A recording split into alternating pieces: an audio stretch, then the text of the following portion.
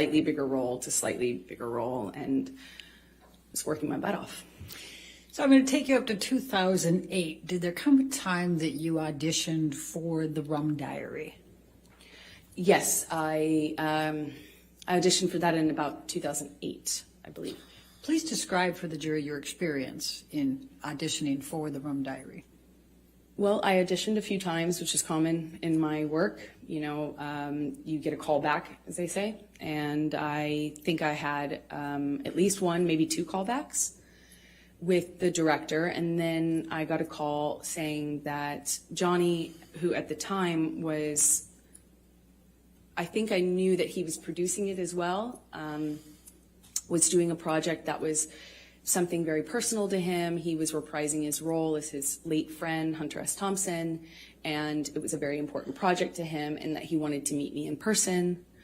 I thought I would be going for maybe an audition, but it was just a meeting. I went to his office and met with him for a few hours. And what did you talk about during those few hours? We talked about books and music, poetry.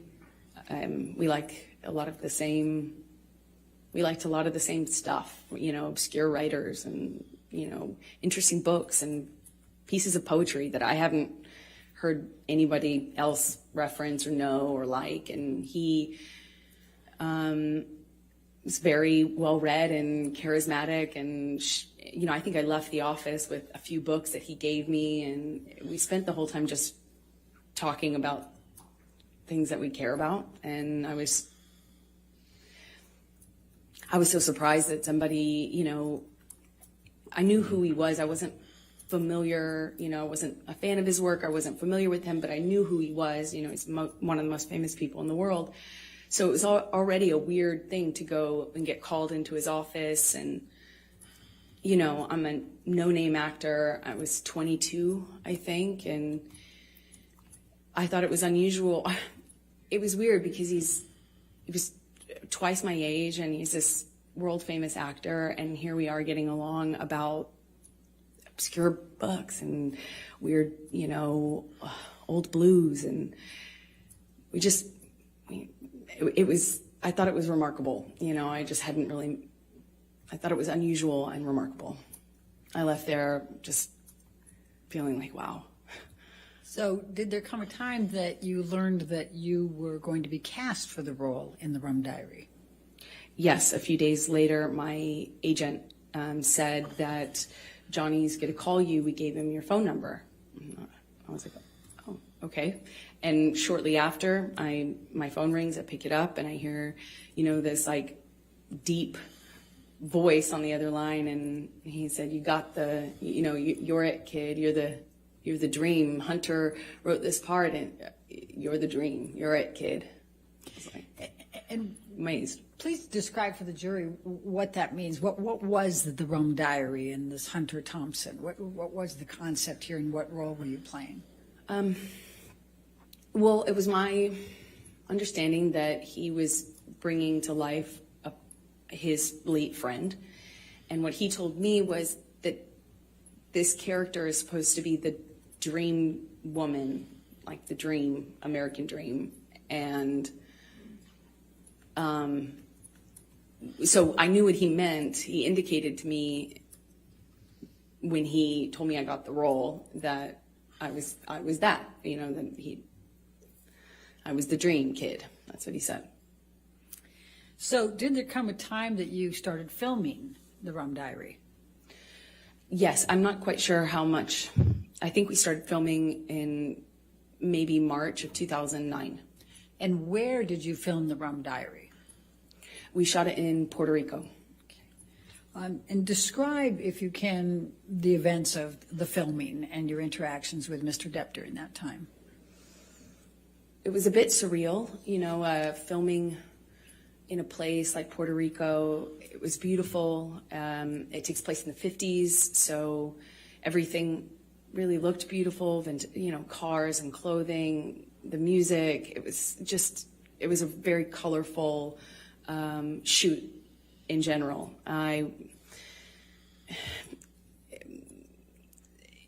I I couldn't have asked for, a better scenario. I was on film. I mean, I was on set, reading my books, and occasionally Johnny would talk to me, and then he started to be really kind to me, like more open with me. When we'd have hot days filming, there'd be this big SUV pull up, and a security guard would kind of usher me into this car, and it would have the AC blasting, and I'd be sitting in the back of the SUV just thinking what a strange experience the whole thing was. And, we didn't really have a whole lot of interaction on set until we did a scene that involved kissing. We had a kissing scene, and it didn't feel like a normal scene anymore. It felt more real. There are certain things that you do in the job to be professional, like when you have to do that sort of scene, and you don't you don't use your tongue if you can avoid it. There's certain things that you do to just maintain a certain line, and it just felt like those lines were blurred. I mean, he grabbed my face and pulled me into him and really kissed me. But we were filming a scene. Did he use his tongue? Yes. Okay. Did you celebrate your birthday while you were in Puerto Rico? I did. I celebrated, I think, maybe my 23rd birthday there. And what, if anything, did Mr. Depp do for your birthday? Well, we were already kind of talking about books and poetry and things like that. He gave me a few really beautiful poetry books. And he gave me a bicycle, like a vintage bicycle, because at the time I was riding around on a bike, and I had a lot of time off since I was a smaller role in the movie. And I think that was it. Okay. Now, did there come a time that you ended up visiting him in his trailer? Yes. I think we would hang out if, after or in between scenes or in between setups. We often were, talking about things, and would continue the conversation into the trailer, often with the director. Bruce Robinson was his name. And then at one point we talk about wine. It's another thing that Johnny and I shared in common, a love for wine, red wine. And we were talking about a kind of wine that I enjoyed, and I was, going on about how great this bargain wine was, and I didn't understand, how much more sophisticated Johnny's taste in wine was. So I was going on about the virtues of Malbec or something, and I brought him a bottle of this wine, and I set it down. And at some point, I'm going back to get back to set, and he kind of kicked his foot up in the air and basically kind of lifted the back of my bathrobe up. And can I just stop you there? Why were you wearing a bathrobe? Because I was doing a scene. It was a period film, so it took place in the 50s. And so I had all of this old undergarments that are for that time era on. And the scene involved me changing. So I had all the costume on. And he kind of picked up the back of my robe with his boot. And I kind of turned around and laughed, giggled, I didn't know what to make of it at the time. And I just kind of giggled and batted it away playfully. And he kind of playfully kind of pushed me down on this bed sofa that was in his trailer, just playful and flirtatious, and he said, yum. And he kind of lifted up his eyebrows like that. And I just giggled, laughed it off, kind of batted him away, and, moved on, went back to set. And were you in a relationship at that time?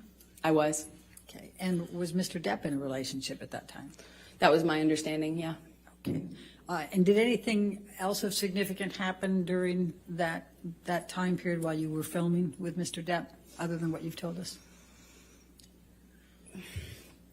We just had this, it was a friendship, flirtatious thing. I felt chemistry. I felt this other thing that went beyond the pale of my job, for sure. Johnny clearly felt that way about me, had indicated to me that that's how he felt in many different ways. But at the same time, we were both in relationships, and it is a job, and, it was intimidating. And I just remember feeling kind of intimidated and a little nervous about that. And I also was in a relationship, so we went our separate ways, and I didn't hear from